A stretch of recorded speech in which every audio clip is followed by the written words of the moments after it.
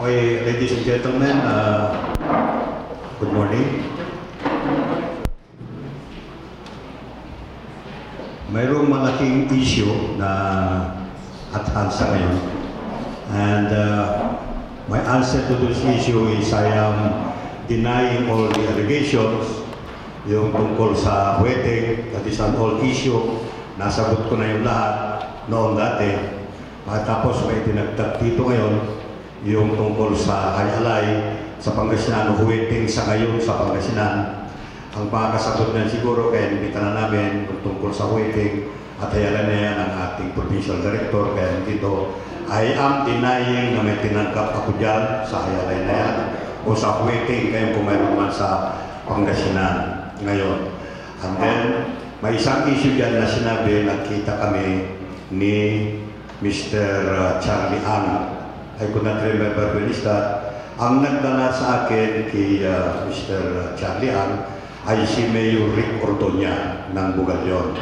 At nakiusap na nagpapaalam si Mr. Charlie Ang napuntahan yung mga mayors para hingi siya ng business permit tungkol sa Hayalay gaming.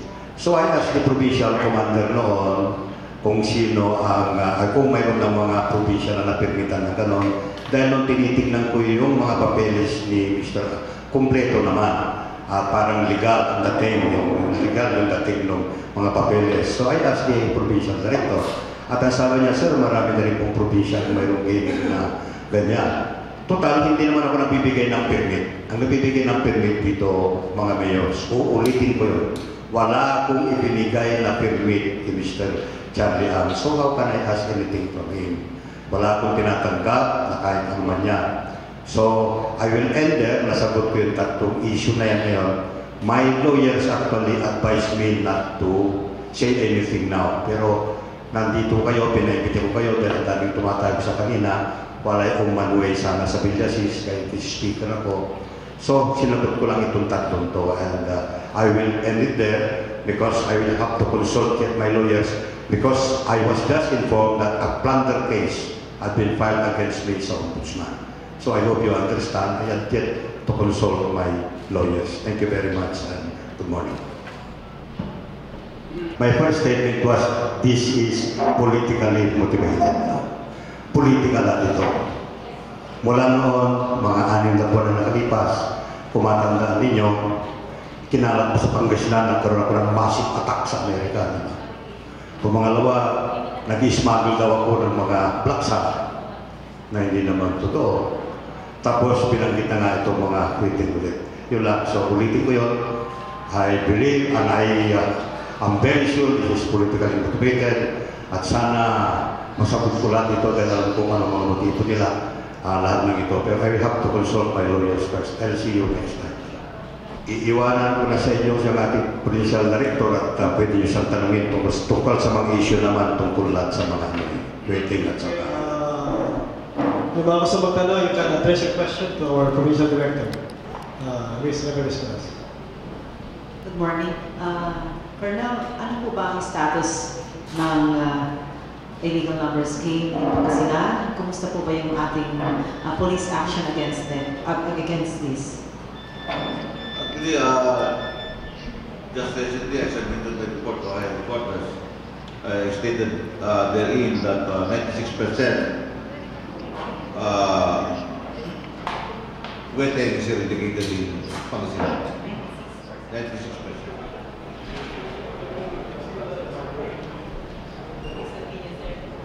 So, in my last report, I stated therein that eradication of wedding in Pangasinan is already 96% accomplished.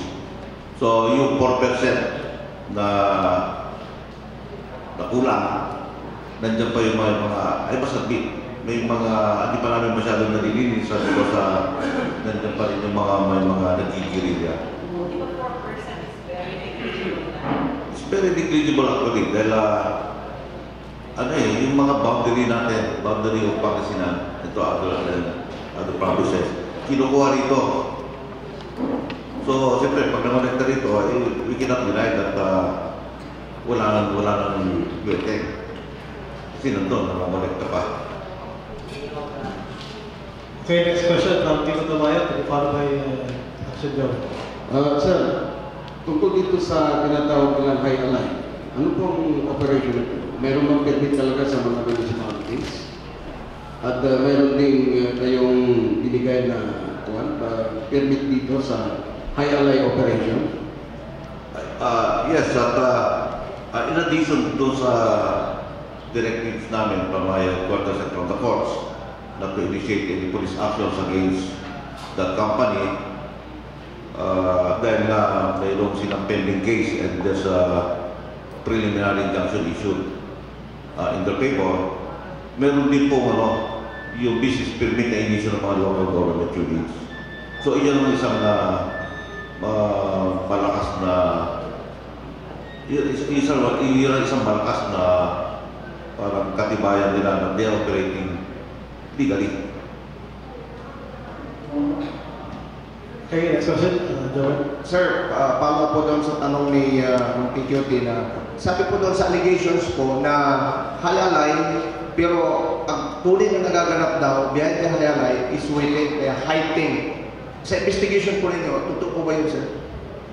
Alam nyo, ako minsan personally, inalam ko yan yung laro na yung nilalaro nila dyan.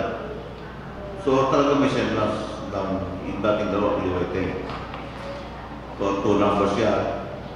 Tapos yung ginagamit din nila ng mga collectors nila, yung mga former collectors na waiting. Ayun nga, sabi nga nila, this is one of the alternative livelihood daw mga itong mga at least yung mga collectors na may ID na sila. May semblance of dignity na doon sa trabaho nila, unlike yung dating waiting. So, yun nga, talagang ating mga kababayan, makukonfuse din eh. Sabi, may waiting pa. Gawin mga polis, wala na. Kasi nga po, yung semblance nyo. But, yun, masasabi ko lang po, yun nga, may mga directive kami na we cannot initiate any police actions. Tapos, isa pa, yung regulation ng highlight is under the mandate ng government. So, hindi naman pwede kumili sa PNP kung hindi mag-deputize. Although, may report. Nag-waiting nga yun, paano mag-initiate kung may ID, tapos may... But despite that, we're always asking for guidelines from higher ups. Para, yun nga, yung pressure eh. The pressure, nasa amin, the brunt of the pressure, dito sa ground, Pangasinan PPO, dito sa taas.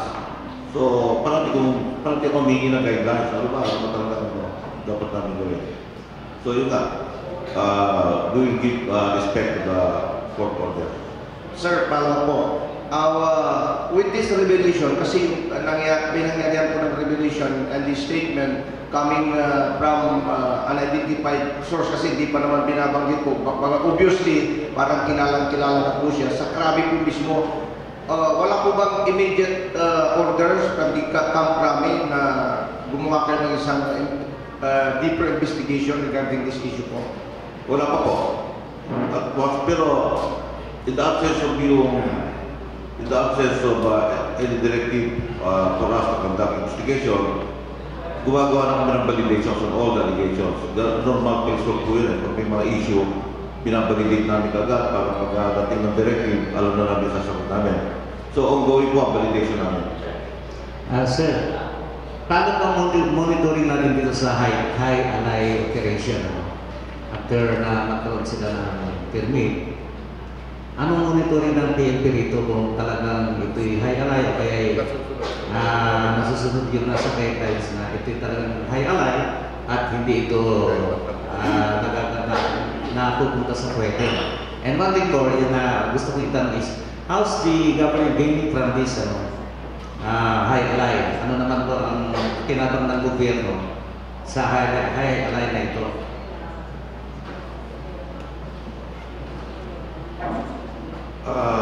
Monitoring.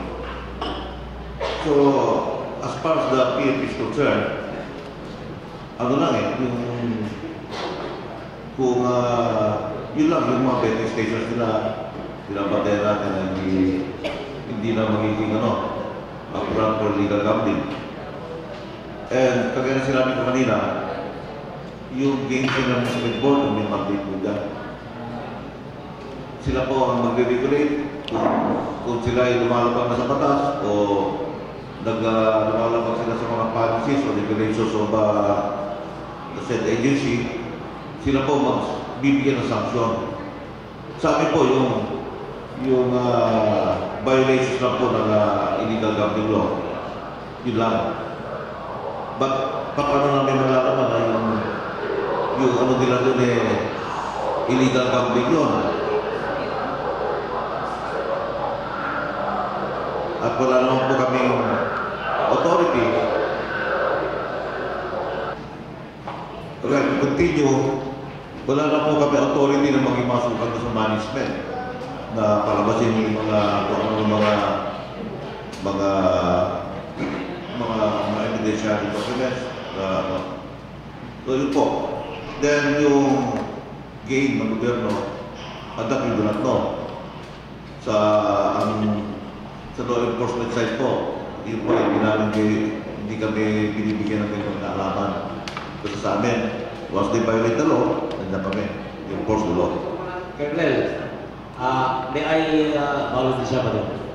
I understand High-Alay is being played on a wide scale, from Cagayan up to southern Tagalog. Now, why are we singling out Pangasinan? According to the governor, the attack on him, on Hueteng, not High-Alay, is politically motivated. If this is so, with High-Alay being used as a kapalit ng Hueteng,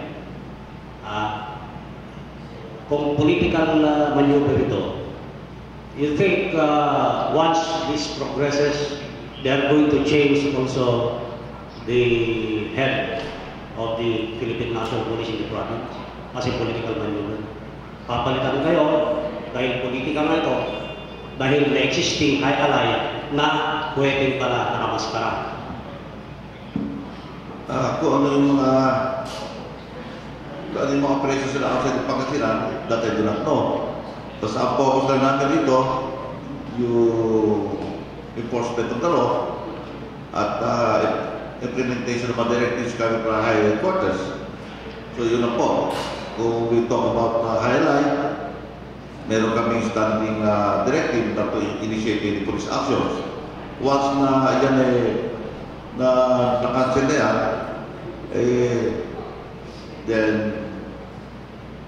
then we initiate again the police actions. Now, concerning yung ako ay apektado dyan, as I've always said, we, the police force, nobody is indispensable. So anong alam nila sa taas ang kakabuti doon sa overall maintenance of peace and order, yun ang gawin nila. And we, the commanders, we just follow orders. Okay, next question, Mr. Randy Morales.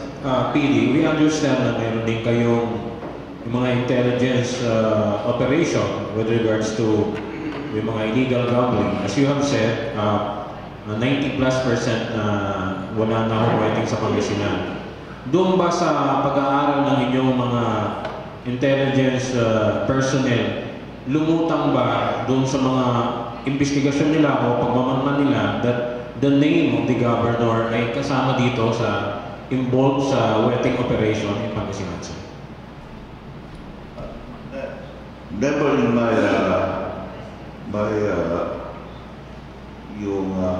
the time, the period that I was assigned here, no, doon na-assign pa ako sa General Intelligence Division Chief. Hindi po lumulutang ang pangalan ni Governor dyan. At yung mga lumulutang dyan, of course, yung mga financiers, yung mga players, yun na po ang mga dumarating sa aming mga reports. Okay, next question, Mr. Tito Tamayo. Sir, di ba itong bahay ni Mayor Rick Ordonia nirate na ito tungkol dito sa Hueteng at may mga nahuling mga baril. Ano bang kinahinatnan ng kasong yan? Are you talking about the raid that transpired a few years ago? NBI. I read by the NBI. Ayun po, actually, meron 3 bayan na na-raid yan. Pangasinan, Bimali, and once Bugalyon. So, the asking na mag-Bugalyon, may ay nahuli ata dyan na barel and isang empleyado. So, dinala nila sa NBI and until now, nandun pa, nakabiting pa yung inuli nila dyan. Wala pang development. Update ko. Wala pang development. I directed my operations officer to coordinate with NBI doon sa mga pinag-raid nila nito kung ano na nangyari doon sa kaso. Kasi kung minsan, papasok ka rito, mag-raid, sabay alis. Okay, next question from Action Jogo. Sir, on this statement, may source doon sa Krabi po, nabanggit po niya yung certain Boy Bata, Lito Meliora, and Bung Kayabyab. Sino-sino po itong mga 3 personalidad na nabanggit po ito, sir? I understand, ako naman po kayo dati, bago kayo naging provincial director po ng Pangasinan po, sir. Yan po yung mga nakikita ko sa listahan ng mga kasama sa mga personalities involved in illegal gambling. Existing po ba sila po hanggang ngayon po, sir? Asa ngayon, pagkasina, wala na yan po yan eh. Since the time Highlight pumasok sa Pangasinan, konti-konti silang nawala. Okay, last 2 questions. Action, Susan. Good morning, sir. Sir, follow ko lang yung 4% po talaga natitira doon sa wedding. Identify ko ba natin kung saan pa meron? Along the boundary Pangasinan Tarlac, boundary Pangasinan.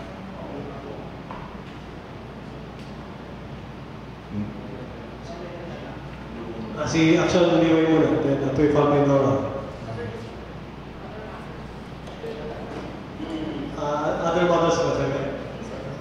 So, sila muna. Sir, good morning po. Doon sa installation po sa inyo bilang provincial director ng Pangasinan, ano po yung naging instruction ni Governor para sa operasyon against illegal gambling kasama mga pwede? Ano po yung instruction ni Governor? When I was assigned, nung nasa ako dito sa Pangasinan, then I made my courtesy call sa kanya. Ano lang naman, peace and order, then all forms of legal activities, to include illegal gambling. Kailangan may mayroon ito. Okay, last question sa issue si Bongo. Kaya matanong ko lang, sir, sakali po may pagkawag kayo ni DIGAN sa Secretary Rojas, aaten po ba kayo pag nagkaroon po ng investigation sa wedding sa Pangasinan ulit? Oh yes. That's a directive from the commander. Yeah, huling bahagi.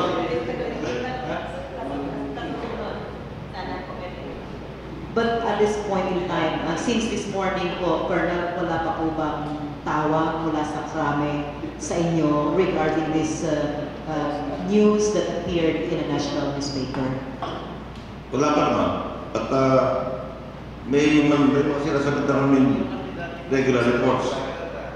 So without regular reports, lalaman naman dito po mga police operations natin to ensure that all forms of illegal gambling in my AOR is curbed. Okay, huling hirit, maraming malawis. Forgot other issues. Sir, nabanggit niyo yung mga alleged financer being an intelligence man before. Nag-appear ba yung pangalan ng alleged whistleblower na Rico Cordonia na kasama doon sa mga operator ng wedding sa Pangasinan? Yung mga list, i-double check ko. Okay, other matters, Leroy. Good morning, sir.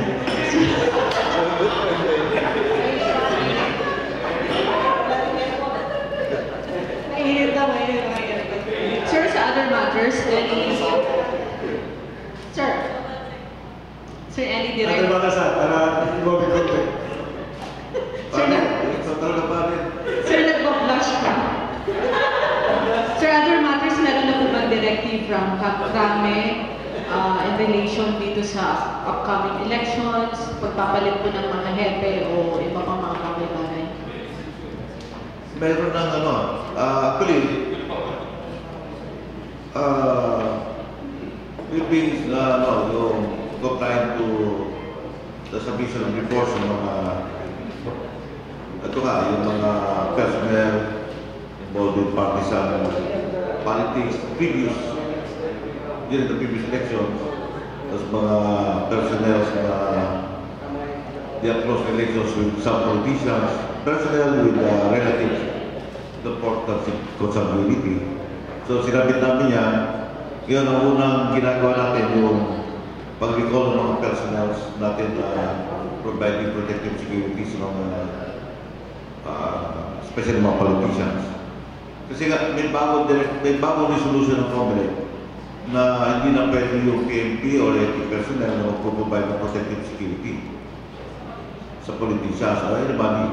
Huwag lang yung mga binibigyan ng protective security because they are victims or families of victims of crimes, heinous crimes.